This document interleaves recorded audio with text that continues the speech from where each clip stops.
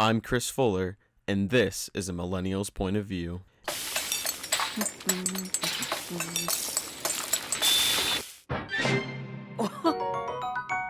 It's that time of the year again. The end of the year. A time where we reflect on the good, the bad, and the ugly of the year that just passed. Specifically, today, I'm going to be covering the best games of 2019 that I played. Now, overall, for me, 2019 wasn't the greatest year in gaming. It was kind of an okay year. Now, granted, I didn't play all the major releases and some of the indie releases that I feel like would appeal to my taste, just because, I was a little bit busy, didn't really get a chance to get around to them. And personally, I'm not one to usually play a game the year it comes out, but I feel like I played enough games that I can form an opinion on some of my favorites of the year. And just so you guys know, here are some of the notable games that I didn't play in 2019. For this list, I'll be going in order of release. At the very end, I'll tell you guys, out of all the games I list, my personal favorite for the year. With all that being said, let's get into my personal favorite games of 2019. Alright, so the first game that came out this year that really tickled my fancy was Wargroove. Now, if you don't know what that is, it's an indie game published by Chucklefish, the same people that did Stardew Valley, which is one of my personal favorite games ever, really. But it's not really related to that. Wargroove is a turn-based strategy game that's very inspired by Advance Wars and Fire Emblem. It kind of takes the two and merges them together. And I've been a long-time Advance Wars fan, so, obviously, right away, this game kind of appeals to me. And I'm kind of getting into the Fire Emblem series now. So with those two merging, it's a great combination. You can build your own units just like in Advance Wars, and it's set in kind of a medieval fantasy kind of world, just like Fire Emblem. The game gives you a full campaign that you can play that's about the same length as your average Advance Wars game. Give it 10 to 15 hours. But what really makes this game great is the map editor, which is way more customizable than anything that was ever released in Advance Wars. You can make your own campaigns, not just stages in this game, but your own full campaign. And fans went ravenous with this because we've been so hungry for an Advance Wars style game. They just made a bunch of different campaigns and maps. And a lot of the best Advance Wars maps came over to this game because of the online community. And I think that says a lot about how great this game really is, because any game that can elicit that kind of response from fans shows how good it really is. Alright, next up we have Tetris 99. So this is the only Battle Royale game that I really ever got into. I'm not a huge fan of the genre, but this takes a little bit of a spin on it. Instead of being a third or first person shooter, it's just Tetris. And Tetris is something that everyone can understand and everyone can get a grip on, Match the blocks, clear the rows. What makes this game great is that you're playing against 98 other people and you're trying to outlast them. And you can affect other players with your play. So you can just hit random or the person that's doing really well, that kind of thing. And that really adds an intensity to it because you get these dead blocks that aren't really useful for you and they could really screw up your combo that you're going for. And it gets super intense the further and further you get into it. Some games you'll get out at number 80 or something like that. In other games you'll be in the top 10 or maybe even win the game. But when you get up to those upper echelons of the game, it just goes so intense.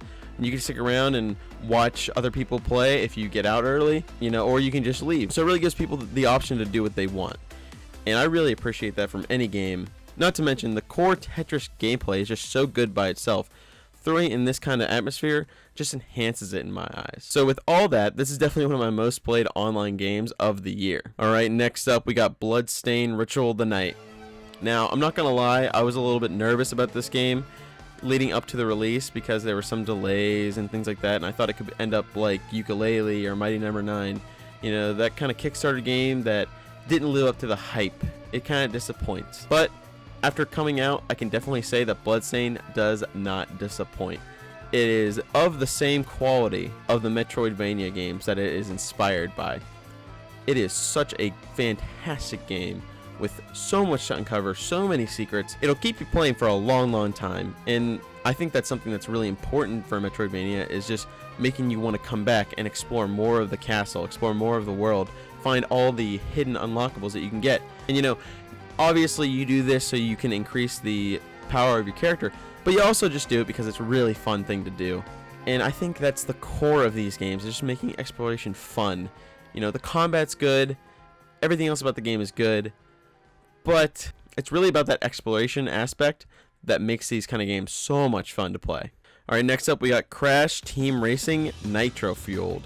Now, I'm a big fan of the original CTR, and I think they did the game justice when they ported it over to newer hardware with the remaster. It has new things for old-time fans and new players, but it keeps the core game, the original CTR, intact, especially since you can play the single player in classic mode. Not to mention all the additional content they added to the game, maps from some of the other Crash racing games.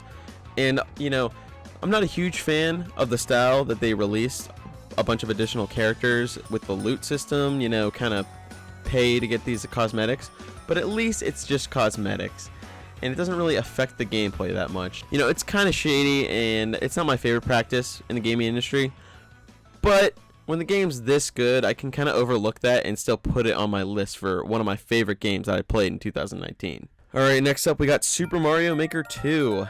Kind of the same idea with Wargroove applies to this game when it comes to fan community really supplying some of the best parts of this game, but on a much larger scale, because this game has sold a lot more and has a much broader appeal than Wargroove does. Same thing with that though, it comes with a fully fledged single player that'll take you about 10 hours to beat, which is really fun. Some of the challenges and extra stuff you can do in that is really great, and it teaches you without being over tutorialized on how you can make good levels. It gives you like kind of an idea of the tool set that you have available to you while you're making your own levels.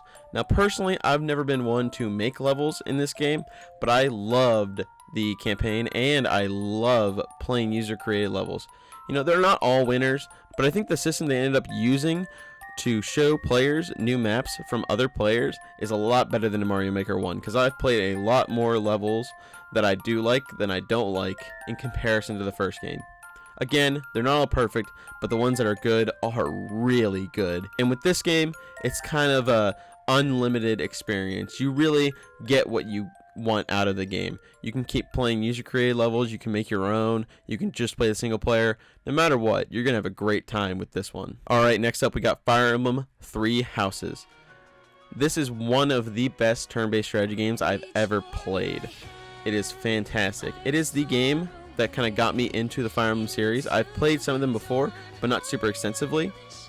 You know, the gameplay of turn-based strategy kind of drew me in. I'm a big fan of the genre, as I've stated before, but the story is what kept me going. You can pick 3 different houses, and there are 4 different routes you can take on the game, and I feel like this adds so much replay value to the game, because as soon as I beat the first route that I took, Golden Deer, you know, Golden Deer for life, I wanted to play again and do a new route. But I haven't done all the routes. I will definitely get back to it. But this is for sure one of my most played games of 2019 because of that aspect. The gameplay is solid. It really brings you into the game, but the story is what keeps you around. Next up, we got Legend of Zelda Link's Awakening. Now, I never played the original game before this one came out. I own it. I just never really got around to playing it. But I gotta say, this is one of the best 2D Zelda games ever made. The art style in this remake is fantastic, and the gameplay is just old school 2D Zelda goodness.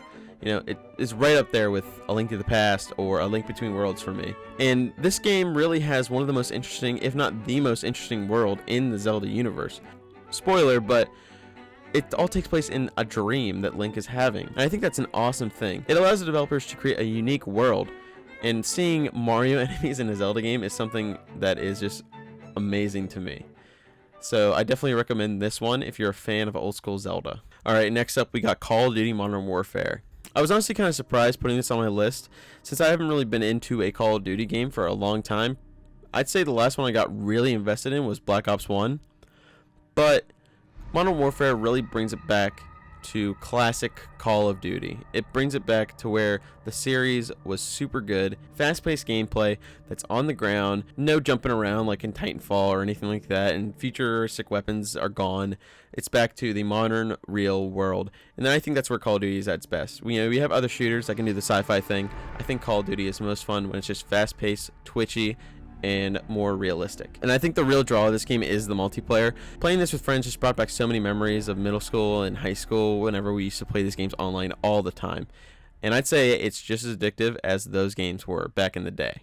Alright, next up we got Luigi's Mansion 3. Luigi's Mansion 3 is a great continuation of the series. I wasn't the biggest fan of Dark Moon. I enjoyed it, but there were some things that nagged me about it, like the mission structure of the game.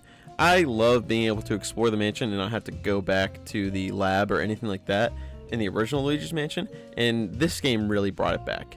Not to mention, the personality of this game is fantastic. It is one of the most vibrant games in graphics, color, and personality. And I think that's what got people so hooked on this game, is the personality of it all. You know, Luigi talking to Mario and just interacting with the world, all that kind of different stuff.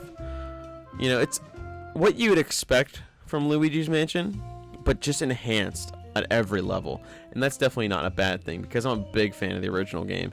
And like I said, Dark Moon wasn't bad either. But this just takes a series and elevates it to new heights for me. Alright, next up we got Pokemon Sword and Shield. Now, I know there was a lot of controversy going into this game because they got rid of the national dex, but personally, I'm not the biggest Pokemon fan in the world. I do like some of the games, and I've beaten some of the games before this, like X and Y and Fire Red and a couple others. And it's not my favorite Pokemon game of all time, but I really did enjoy Sword and Shield the time that I did play it. Originally, I was going to kind of go for shiny hunting and things like that, but I kind of just gave up on that. And after you beat the game, the post-game is not great at all. It's actually kind of really bad. It's short and it's not interesting whatsoever to me. But the core game is still Pokemon, and Pokemon's fun. That's why it's the biggest franchise ever financially, is just because the core gameplay is really fun. And it is enjoyable to be able to catch these new creatures and kind of form your own little bonds with them as you go through the game. The biggest problem with this one is that there's just not much to do post-game if you don't want to make your own fun kind of thing. Alright, lastly we got Shovel Knight, King of Cards. Now you might be saying, oh, this is just a DLC, it shouldn't count. But really, to me, this is just its own kind of game. Sure, it's set in the Shovel Knight world and it has similar theming with the levels, but it's just so unique and there's so much content jam-packed into this expansion that I consider its own little game. And plus, not to mention, you can buy it separately on its own without the Shovel Knight base game. So I think that kind of justifies it as well. But either way, I mean, it's just fantastic. The gameplay with King Knight is very unique, and I haven't played a 2D game quite like it.